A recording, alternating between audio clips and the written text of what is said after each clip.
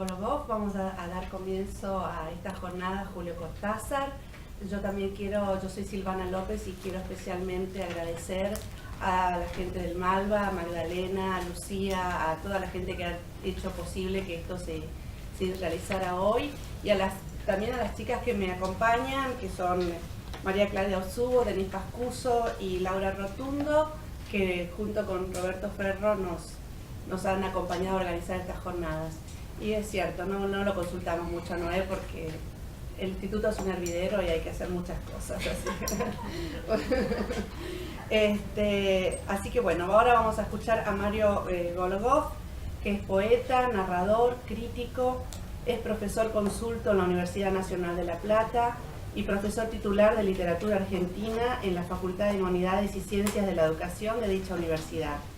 Ha escrito y publicado trabajos sobre escritores argentinos, latinoamericanos y europeos. Ha publicado libros de poemas, de cuentos y novelas. En materia de ensayos tiene un libro sobre Borges, Leer Borges, otro sobre escritores argentinos contemporáneos, Elogio de la Mentira, y numerosos trabajos sobre Julio Cortázar, entre ellos su biografía. Así que los dejo ahora con Mario Gologov, cuya conferencia se titula La política en Cortázar. Gracias. La presencia numerosa y hasta el momento entusiasta. Y muchas gracias al comité organizador, a Silvana, a Roberto Ferro, a Noé Gitric por esta honrosa invitación. Voy a hablar, sí, de la política en Cortázar. ¿De qué se habla cuando se habla del escritor y la política? De sus ideas, de sus declaraciones, de su militancia, de una intervención partidaria, o de cómo la política entra en su literatura, de qué modo su literatura expone, presenta, menciona, calla las tendencias, los proyectos, los programas, las postulaciones, las aversiones y los gustos políticos. Y además, ¿qué se considera hoy lo político o la política? Sobre todo al hablar de sus vínculos con el medio intelectual. Desde una aproximada, acostumbrada definición de resonancias todavía aristotélicas, algo parecido a lo encaminado o dirigido hacia la toma y ejercicio del poder, hasta la plural y menos imperiosa, corporal, Foucaultiana, de la biopolítica, hay una compleja red de estamentos, de pasos, de variables, de desvíos que enrarecen la cuestión. Y cuando se personaliza, cuando se pregunta por un caso, el caso de Cortázar, por ejemplo, se multiplican los interrogantes, que oscilan entre quienes afirman que sus adhesiones fueron antojadizas, gestos de la época, coqueteos con las revoluciones de moda, producto del lavado cubano de cerebros, alguno de sus albaceas Dixit, y quienes, en términos heroicos o románticos, aunque surrealistas, sostienen acompañamientos decididos y casi naturales de la siempre positiva y entusiasta marcha de la historia.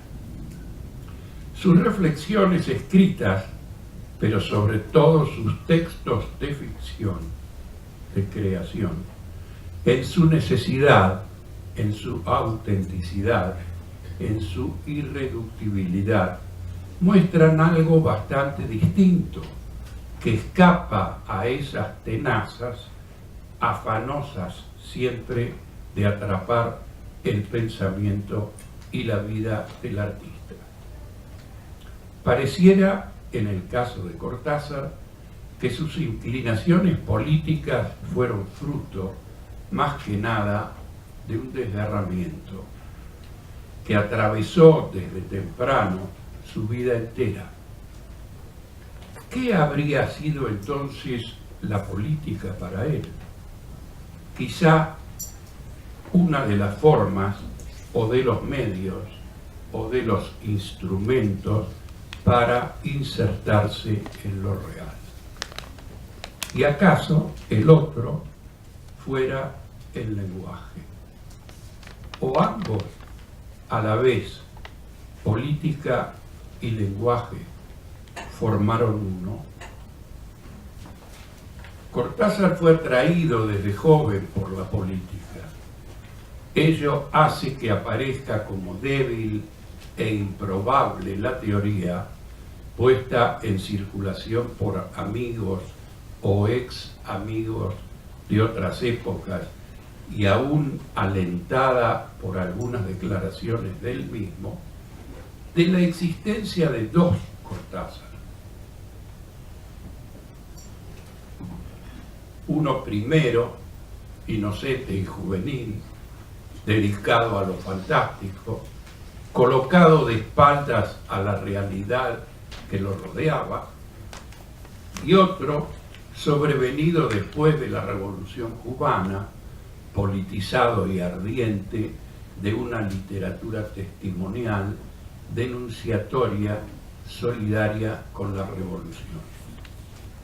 Porque sin dejar de observar a lo largo de toda su obra una persistencia y una fidelidad primordiales a sus tempranos amores estéticos y literarios, contrarias al abandono del horizonte de la belleza artística en aras de compromisos políticos y sociales a los que habría advenido tardíamente, los contextos domésticos y cotidianos, así como los sociales y políticos, son fácilmente perceptibles desde sus primeros relatos.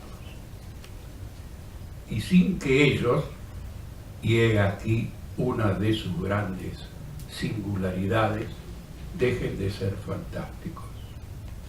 Textos iniciales como Casa Tomada, Las Puertas del Cielo, Ómnibus, con las oposiciones Chacarita, Recoleta, mayorías, minorías, Bestiario, Las Ménades, La Banda, dan cuenta de nuevos fenómenos colectivos y de nuevas fuerzas sociales, algunos de los cuales lo irritarían hasta el punto de pintarlos, luego habría de arrepentirse públicamente, con trazos oscuros y caricaturescos. Es que lo fantástico fue para él algo que está en la realidad.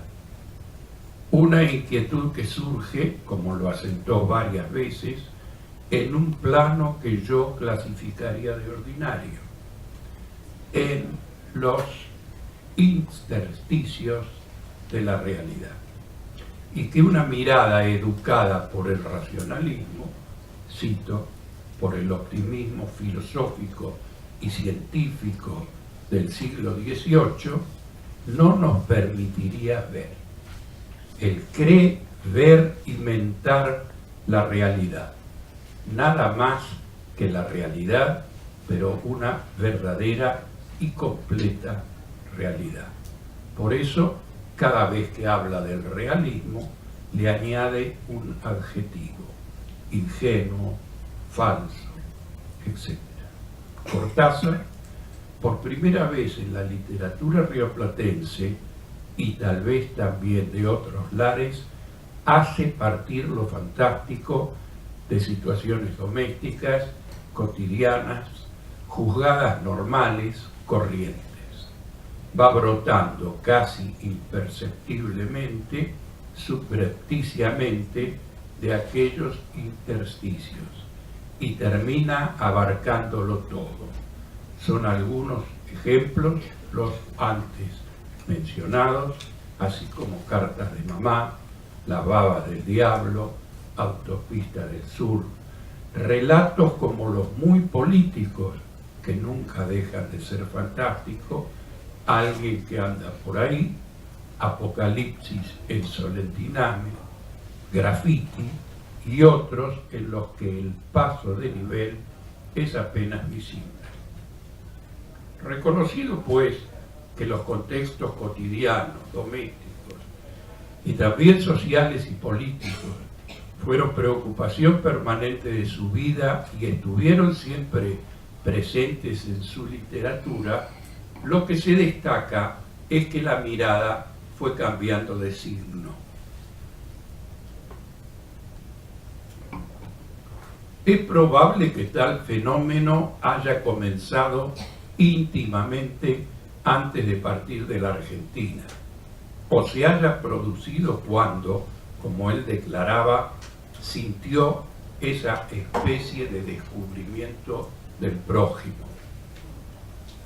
Puede que esta evolución o esta experiencia se dieran a partir de sus vivencias en París, en los tempranos 50, en la Francia recientemente salida de la Segunda Guerra Mundial, devastada, hambreada y sacudida al mismo tiempo por las guerras anticoloniales que iban a cuestionarla gravemente, a vencerla como metrópoli, en Dien Bien Phu primero y en Argelia luego, donde se avecinaba la incontenible victoria de la revuelta popular.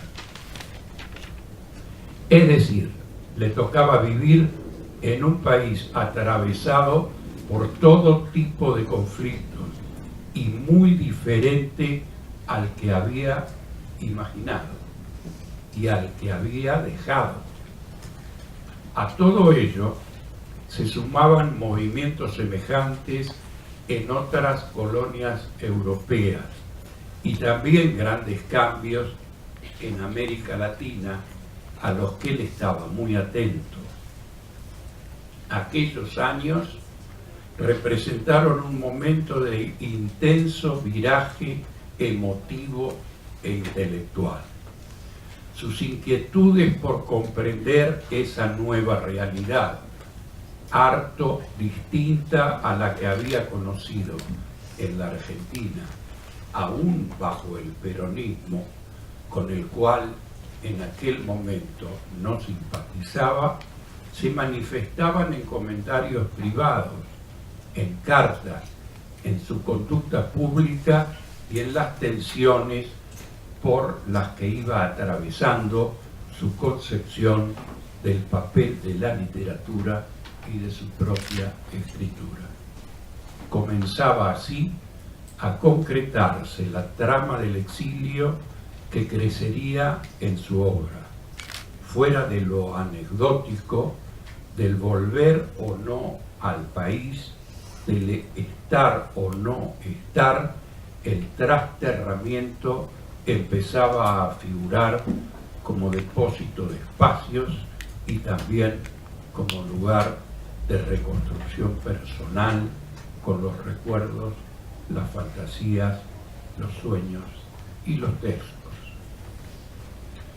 Como muestra de su trabajo durante esta etapa, al que no es ajena, todo lo contrario, la nouvelle El perseguidor, que he tratado en otros lugares, muestra anterior a la Revolución Cubana o a la marca que ella pudo haber impuesto en su reflexión y su experiencia, podría verse la primera novela que publicó, Los Premios, 1960, que admite ser leída en clave política respecto del proyecto de modernidad encabezado por Arturo Frondizi.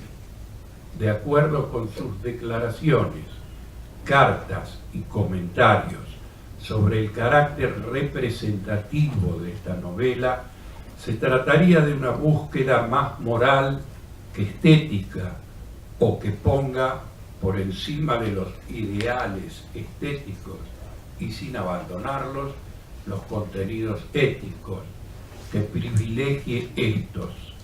Ese conflicto que a partir de los 60 irá haciéndose cada vez más nítido en él, provocará cambios fundamentales en su vida y en su obra.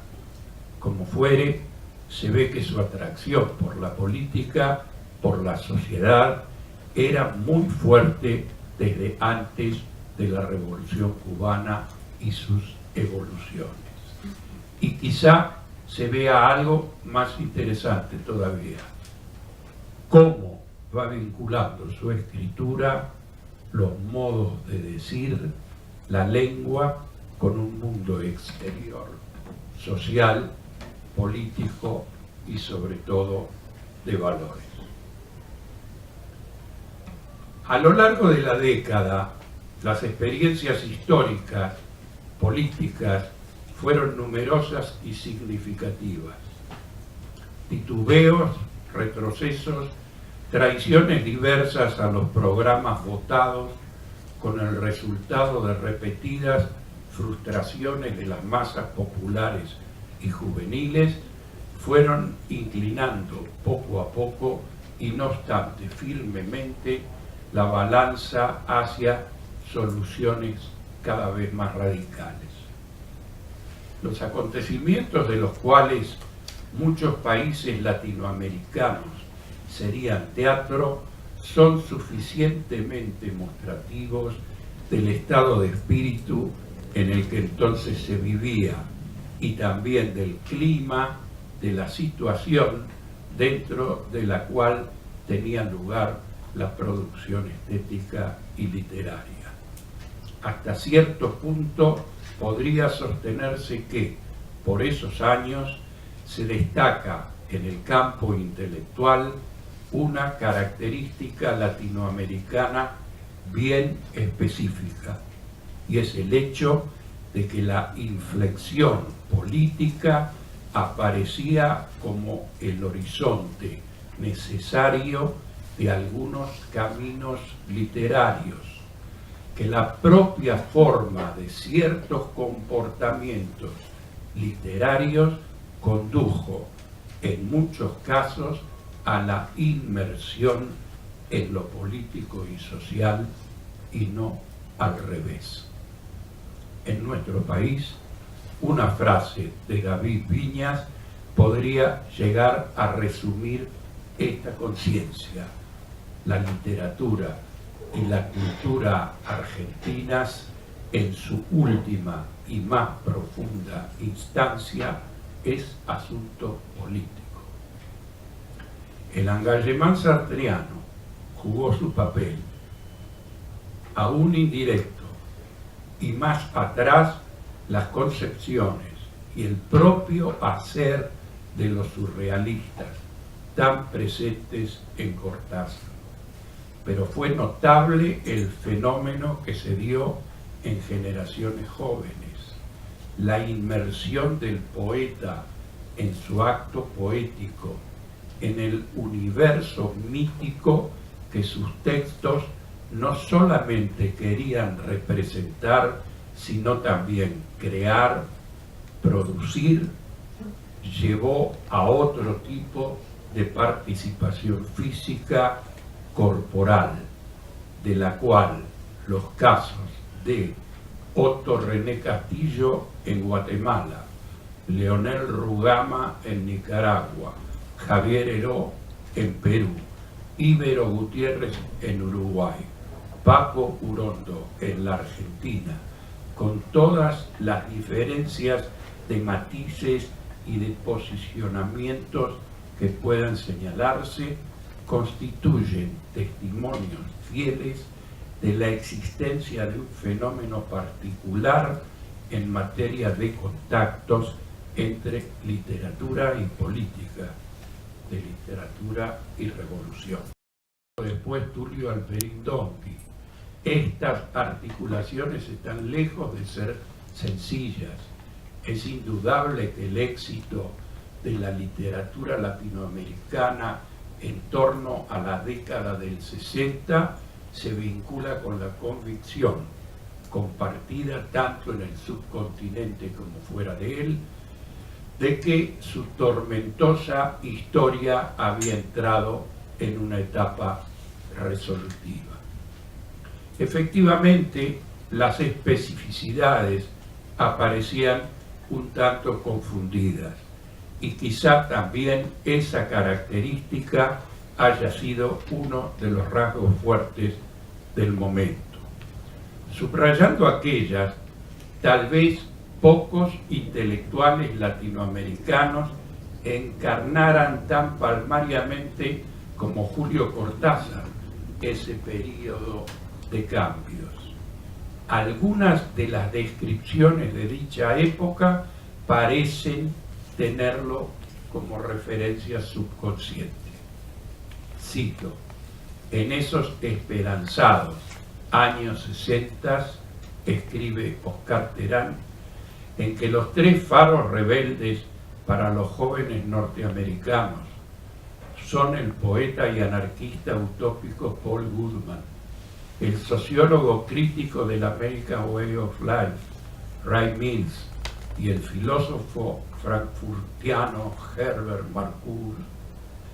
Y cuando la confianza en obtener profundas transformaciones civilizatorias ofrece como muestra el hecho de que justo entonces la homosexualidad es excluida de su clasificación secular entre las perversiones, mientras las dos teorías dominantes en la sociología, la de la modernización y la dependentista, responden a la misma exigencia de pensar lo latinoamericano en términos de cambio y definen así al voluntarismo como el terreno común de ambas concepciones.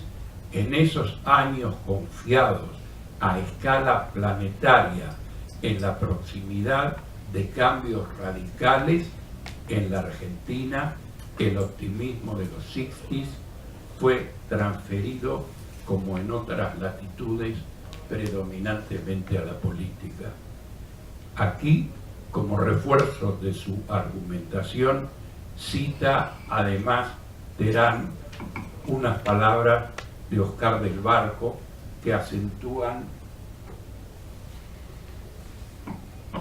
la impronta del momento. Nunca en la historia del hombre, dice del Barco, existió una época menos resignada que la nuestra. En 1963, Cortázar visitó Cuba, invitado para integrar el jurado del Premio Casa de las Américas. Entonces, cito, allí de golpe entré en un contexto popular que no conocía, porque como pequeño burgués estetizante me había mantenido muy lejos de todo lo que podemos llamar muchedumbre o multitud. Ahí, de golpe, me metí en un conjunto donde todo el mundo tenía alguna cosa que decir, alguna cosa que hacer, donde los problemas eran terribles cotidianamente, y de golpe empecé a sentir por primera vez lo que era América Latina. Empecé a comprender que los libros deben llevar a la realidad y no la realidad de los libros, con el perdón de Mallarmé, a quien tanto quiero. Desde entonces comenzó una estrecha relación con la isla, con el proceso que la misma estaba viviendo y con algunos de sus motores, especialmente aquellos del campo intelectual. Roberto Fernández Retamar, Lisandro Otero, El mundo de Snoes. El escritor Antón Arrufat, uno de sus impulsores de esa invitación, cuenta cómo vio él al Cortázar que veía Cuba. Un mes estuvo en la isla, anudó varias amistades, recorrió el país, ciudades del interior, granjas y cooperativas agrícolas. Iba armado de su cámara fotográfica. Conservó siempre esta afición, al igual que el gusto por el jazz. Luego vinieron desde París sus cartas, una tras otra, encantadoras, escritas directamente a máquina, llenas de entusiasmo por Cuba. En todas las que poseo late el fervor. Su enfermedad fue apasionada y crítica, diestra en señalar errores y en admirar finalmente. Antes de volverse a París, aceptó integrar el consejo de redacción de la revista Casa y desde Europa trabajó en la búsqueda de materiales. A él se debe que varios escritores latinoamericanos publicaran en la revista y establecieran vínculos con la institución. En sus cartas comentaba cada número recién aparecido, el diseño, proponía ideas y no cesaba de enviar conjuntamente grandes sobres amarillos con colaboraciones de otros autores. Él, por esta época, no envió ningún texto personal. Había terminado de escribir Rayuela. Ya empezaba a llegarnos en paquetes hechos por su mano y se encontraba totalmente despalabrado, según confesión propia. Solo recogieron las páginas de Casa, el texto de su conferencia, algunos aspectos del cuento, redactada en un hotel de La Habana y que pese a su modesto título, es un pequeño tratado de la difícil técnica de componer relatos partiendo de su experiencia como narrador. Yo le pedí que lo escribiera. La relación con Cuba fue, como digo, estrecha, no idílica, tuvo mucho de contradictoria, de mutuamente incomprendida. En este primer encuentro, gracias a su cabeza y a su experiencia, y también a su corazón, Cortázar supo ver, decir muchas cosas, callar otras. Maravillado por descubrimientos políticos y sociales, no dejó pasar la ocasión para, entre otros asuntos, levantar el velo sobre una figura gigantesca de la literatura cubana y latinoamericana, empalidecida por aquel entonces, la de José Lezama Lima. Tuvo la oportunidad de conocer personalmente a Lezama en esa visita y le impresionó mucho, tanto que apenas si pudo hablarle. En una de las primeras cartas que, desde su regreso, escribió a Roberto Fernández Retamar, expresaba: gracias por haberle mostrado a Lezama cuánto me acuerdo siempre de él y lo mucho que lo admiro. Hace tiempo que quiero escribirle, pero me intimida un poco. Vuelvo a acordarme de la noche en que cené con él y lo escuché decir cosas maravillosas como un lento volcán de palabras. Sí, él es uno de los que me hacen tener confianza en nuestras tierras, en lo que habrá de ser finalmente esa América misteriosa. Carta del 17 de agosto de 1964.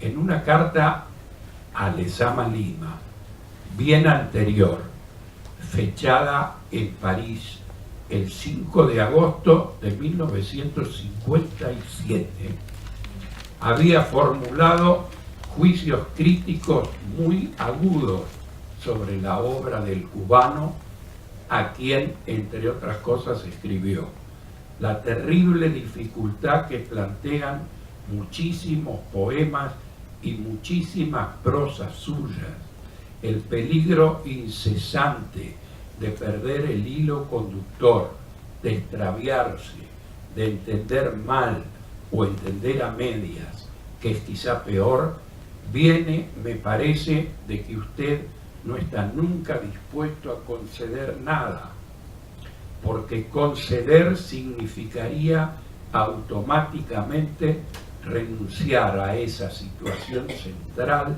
a la que ha llegado por obra de toda su vida y toda su sensibilidad. Esa situación central que le permite aprehender todos los puntos de la circunferencia con una misma sagaz felicidad. En esta carta es sumamente interesante para considerar la precocidad de ciertas ideas que ya se estaba formando Cortázar sobre su ubicación en el momento y frente a los acontecimientos latinoamericanos que sobrevendrían.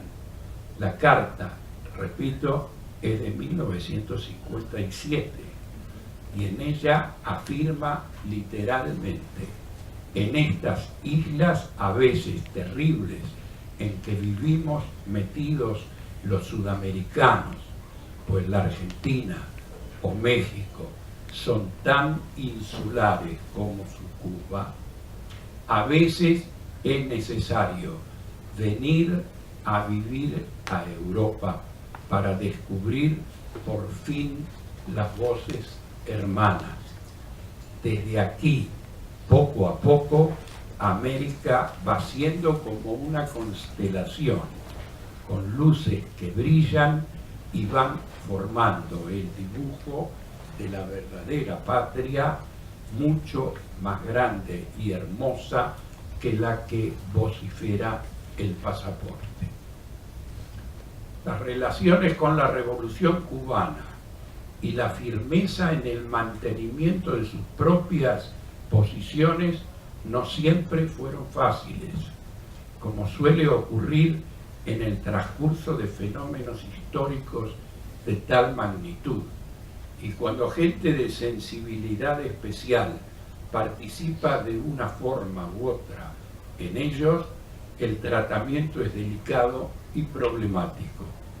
Casi inmediatamente de producida la revolución, se denunció en círculos intelectuales de América Latina la disposición de los servicios norteamericanos para elaborar una nueva estrategia cultural en el continente. Una política ayornada que, teniendo en cuenta los cambios que se estaban produciendo, tratara de ganar a la nueva intelectualidad, generalmente de izquierda, para alianzas y diferenciaciones nítidas con el campo comunista, pero que asimismo, renunciando a agitar los viejos fantasmas, revistiera formas modernas, liberales y hasta progresistas. Uno de los pilares de la nueva política cultural era la revista Mundo Nuevo, que desde París dirigiría el crítico uruguayo Emir Rodríguez Monegal, revista que sería sostenida por el Congreso por la Libertad de la Cultura. Cortázar fue tentado por ella y advertido por sus amigos cubanos para que no se incluyera en la aventura, cosa que finalmente aceptó no sin malestar. Al respecto, es oportuno señalar lo que algunos amigos de la época notaban en él frente a la política cubana y que los documentos ratifican: una actitud algo reverencial que sin duda había asumido motu propio, dependiente casi de voluntaria subordinación, que lo llevaba a consultar a los cubanos mínimos pasos para evitar el enfrentamiento con ellos o para no apartarse de lo que él consideraba la política justa a seguir en América Latina. Desde entonces, como se sabe, Cortázar, y voy terminando, asume una actitud más y más comprometida con los procesos de cambio en América Latina. Se pone del lado en declaraciones, en gestos y en solidaridades de la Revolución Cubana, del gobierno de Salvador Allende en Chile, del movimiento y luego del gobierno sandinista en Nicaragua, de los pueblos sometidos a las dictaduras del Cono Sur. Interviene notablemente en las actividades del Tribunal de los Pueblos, que reemplaza al Tribunal Russell II, en el que también ha participado, en las del Comité de Intelectuales por la Soberanía de Nuestros Pueblos y la Paz, del que es asimismo fundador, y en las de los exiliados y perseguidos chilenos, uruguayos, argentinos, en Francia y en Europa. Y expone esas adhesiones en algunos textos eminentemente políticos, en especial Fantomas contra los vampiros multinacionales, Nicaragua tan violentamente dulce y Argentina, años de alambradas culturales, que contiene notas publicadas antes en diversos medios, terminado en enero de 1984 y publicado póstumamente. Cierto es que también fueron altamente políticas, no solo estético-literarias, sus intervenciones cuando el affair Padilla en Cuba y su lamentable policrítica en La Hora de los Chacales, sus polémicas con Oscar Collazos, con José María Argueda, con David Viñas, las que pusieron en cuestión actitudes, gestos y hasta textos, y de las que no siempre salió ileso, pero que aquí apenas pueden mencionarse porque demandarían mucho más espacio y tiempo. Me parece así que la preocupación política fue constante desde sus primeros textos, y que ella no se reveló solo en lo dicho, sino también en el intento de ir apoderándose del lenguaje popular y de ir llegando a establecer con él una relación íntima que viene desde Torito, desde los niveles del lenguaje, que fue el primero en advertir en Adán Buenos Aires, de Leopoldo Marechal: estamos haciendo un idioma, decía, es un idioma turbio y caliente, torpe y sutil, pero de creciente propiedad para nuestra expresión necesaria. Se afianza en los premios y en su conciencia de querer escribir en argentino, y que todo ello, lo expreso u oculto, de ningún modo diferencia o desvía o violenta su obra, presidida por una idea de autonomía estética y literaria que mantendrá toda su vida, ni en un sentido temporal, porque hay una línea de continuidad en el propósito y la factura literarios entre los primeros y los últimos textos que publica en vida, los cuentos de Deshoras en 1983, y en un sentido que podríamos llamar de concepción y hechura de lo fantástico, donde lo insólito, o lo extraño, o lo inesperado, surgen en los contextos ambientales, sociales y políticos argentinos, latinoamericanos, de manera muy visible.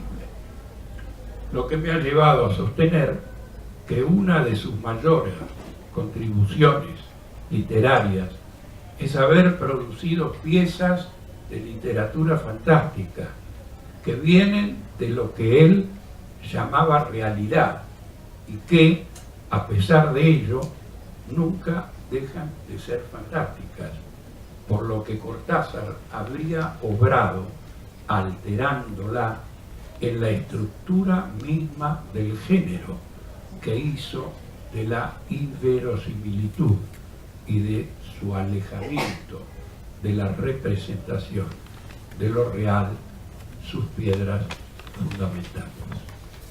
Muchas gracias. Interesado ese rol, ese doble rol que vos a veces jugás en relación a la obra de Cortázar, pero en relación al propio Cortázar. Es tanto por un lado biógrafo, es tanto por otro lado alguien que testimonia, que participa. Entonces, la pregunta directa es, en ese tiempo que vos compartiste con Julio en París, para centrarlo ahí, esa cierta idea de candidez o de ingenuidad, ¿es de Cortázar o es una actitud política de quien está tratando de descalificar?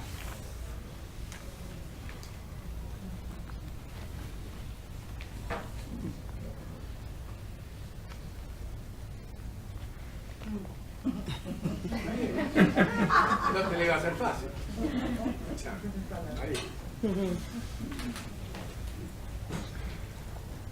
Lo que voy a decir va a ser fruto de una interpretación completamente exterior al personaje, porque yo soy su biógrafo, nunca estuve dentro de Cortázar, salvo cuando terminé de escribir la biografía y estaba un poco tomado. Terminé hablando con él 2 o 3 veces.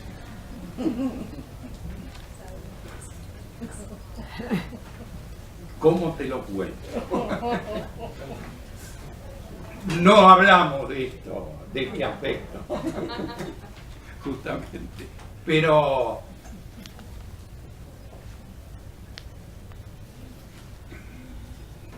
¿quién dice, a ver, precisa un poco mejor lo de la candidez? No, porque es habitual sí, que aparezcan algunas caracterizaciones de las posiciones políticas de Cortázar como producto de la ingenuidad. Bueno, pero eso viene de gente muy jugada políticamente. El caballero que vino a abrir el coloquio en la Biblioteca Nacional y que decía ser representante de Aurora Bernardi, o sea que venía como albacea, es el que dijo, su nombre para bien mío no recuerdo, pero es el que dijo que le lavaron la cabeza en Cuba. Con los viajes, los hoteles, las estadías, los acompañamientos. Y es una teoría que viene de Vargas Llosa desde hace años. Vargas Llosa ya hace muchos años empezó a decir, inclusive creo que algo dice en algún prólogo que le confió Alfaguara, que bueno, habían meloneado, le habían lavado el cerebro. No, Cortázar era realmente, por lo ves en la polémica con Collazo, tipo, y en las polémicas, lo ves, no era fácil de madrugar, era un tipo bastante avisado, súper leído, y bueno, y muy bien formado culturalmente, y manejaba varias lenguas, en fin, era un cuadro cultural.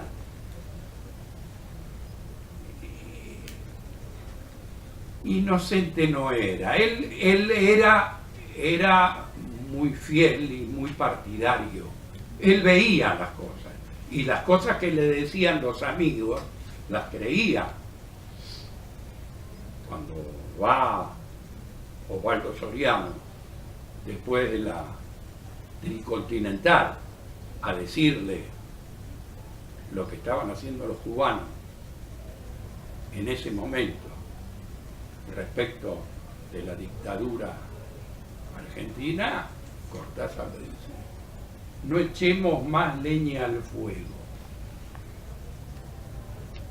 Pero no le dice mentira, o yo no veo eso. Así que no quería estar en contra, no quería ponerse en la vereda. Hubo periodos que los cubanos hoy mismos critican y reconocen en que la cosa fue muy dura. En ese momento muchos que andaban por Europa empezaron a crear distancia, y él dijo que él no iba a crear distancia. Y de ahí viene lo que yo llamo la lamentable autocrítica, policrítica a la hora de los chacales, que es horrible, ¿no?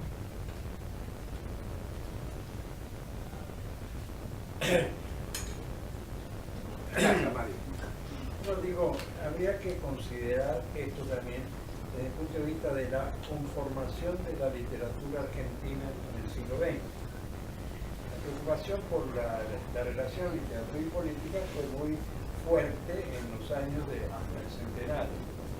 A raíz de la irrupción del modernismo en la literatura argentina, el lenguaje del realismo se pone en cuestión. Entonces esto culmina, o esto tiene un momento crítico muy importante en los años 20 con el ultraísmo, con la llegada de las vanguardias, etc. Y la idea de que la literatura posee un grado muy elevado de autonomía y de realización. Y esto da lugar en la década siguiente, ya se insinúa en la del 20 al 30, de lo que yo llamaría, y ahí creo que va a estar Silvia Zahita también, el oficio, la culminación del oficio. Es el momento en que, digamos, a partir sobre todo de la empresa de la Revista Sur, la idea de literatura, de una literatura perfecta, elevada, competitiva, es cuando Borges hace esa famosa conferencia sobre el escritor argentino y la tradición, el cual sostiene que una literatura no debe subordinarse, que debe ser tan elevada como toda la literatura, ¿no? Es más o menos sucintamente. Y esto funciona, toda la textualidad de estos años, de los 30 al 40, tiene un carácter muy fuerte, muy definido, ¿no? Y ahí tenemos los grandes nombres de ese momento, ¿no? Y los grandes proyectos, ¿no? Los proyectos, digamos, de Borges, de Bioy, de Mujica, de Mallea, de todo ese mundo. A ese mundo pertenece Cortázar también. Y junto con eso, y como una culminación de eso, hay un grupo, y la comparación no es arbitraria, llama de poetas del 40, la generación del 40, que son, digamos, casi la abstracción pura respecto de referentes reales. Están al margen de toda idea de política. Pero en la década del 40 al 50, es como que despiertan de un sueño. Y también le pasa eso a Cortázar. Porque él, digamos, hasta ese momento sus preocupaciones tenían un carácter no quiero decir profesional de escritor, sino de problemática de literatura. En los escritos de Cortázar de esa época ya hay percepciones teóricas sobre la literatura muy nuevas, muy audaces, realmente muy interesantes, pero el mundo de la escritura pertenece a todo ese periodo anterior. Los cuentos de Bestiario, que como bien dice Mario, tienen una lectura posible en el sentido en que él lo hace, son de una retórica perfecta, que no, digamos, discrepa, que no disueña respecto de la retórica de los cuentos de Borges o la obra de Giorgio, etc. Entonces, tanto en los escritores del 40 como en el ejemplo que estamos considerando de Cortázar, hay una especie de despertar que se va tomando forma. En relación con los del 40, el de despertar se produce paradójicamente por el lado del peronismo. Hay una cosa que quizá mucha gente no sepa, pero había tertulias convocadas por Eva Perón con poetas de Entre Ríos, de los poetas del 40. Y muchos de ellos se convirtieron en militantes peronistas que, bueno, fueron muy importantes, muy considerables. Entonces, ese despertar es prácticamente algo así como un momento en que una literatura cobra conciencia de otras dimensiones, de otras posibilidades. Y entonces ese es el germen, me parece, esa cuestión, es el germen que lo hace a Cortázar, como muy bien nos lo describió Mario, permeable a requerimientos, desafíos, estímulos que van viniendo de afuera y a los cuales le va dando la respuesta que puede. Y que tiene al principio un cierto carácter diferente del aplomo con que en materia de política y literatura se manifiestan otros escritores que son como más inicialmente militantes y además de formación política, ¿no? Que son escritores muy ligados al Partido Comunista en la Argentina, escritores bastante sólidos o de una tradición popular, populista, realista, o incluso los poetas del tango y todo ese tema.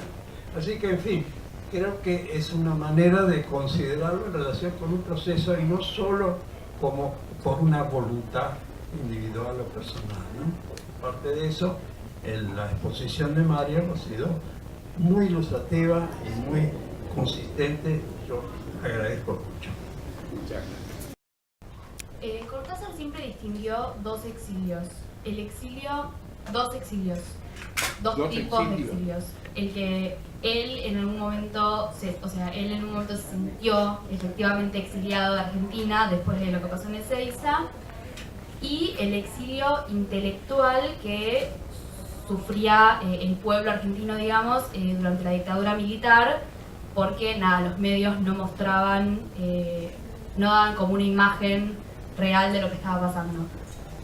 Yo me pregunto cuál es el tipo de exilio que habrá influido más en su literatura, si el exilio que en algún momento empezó a sufrir él desde Francia, o si el exilio que él veía que sufrían sus compatriotas acá en Argentina, que era más de tinte intelectual.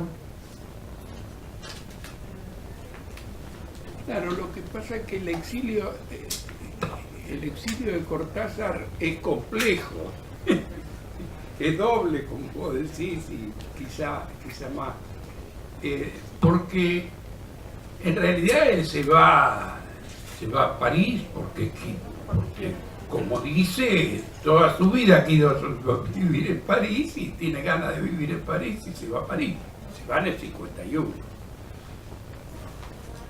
Lo que mucha gente no tiene en cuenta hoy, periodistas que me preguntan en qué consistió la pelea con el peronismo, que se tuvo que ir. Cortázar no era Cortázar en el 51.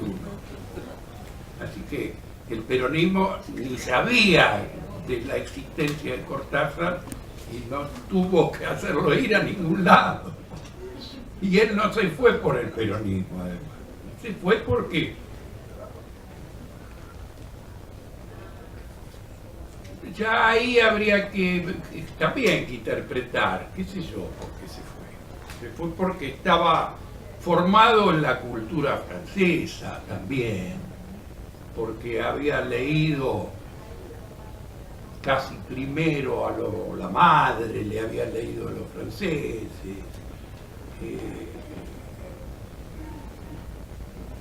porque había nacido en Bruselas, porque había hablado francés desde que nació. Nació en la Bruselas bilingüe. Así que es algo que yo le digo a los estudiantes, ¿no? Cuando hablo de Cortázar, es uno de los hechos, el nacimiento en Bruselas es uno de los hechos fundamentales de su vida, por el asunto lingüístico. Yo creo que de ahí viene toda su vocación de traductor, que es una traducción, que es una vocación esencial. Cortázar es un traductor de todo, no solamente de lenguas, pero bueno, ese es otro cantar. No, él no estaba exiliado de la cultura, para nada, salvo en el momento en el que le dicen que le han prohibido la publicación de algunos cuentos, pero ya bien avanzada la Junta, y claro, y eran cuentos que tenían mucho que ver con la dictadura, y uno que es sobre los desaparecidos, ¿no? Los tipos que entran a una oficina y no se los ve más, y no salen. Bueno, se llama segunda vez. No, él después se considera exiliado. Hay un momento en que él dice, bueno, a partir, yo creo que en ese congreso en Cerisy en el que estuvimos, cuando él habla, él dice algo así: yo ahora me considero un exiliado. Yo no soy un exiliado, no lo era. Venía incluso de vez en cuando a visitar a la mamá. Así que no creo que lo debe haber vivido más metafísicamente, ¿no?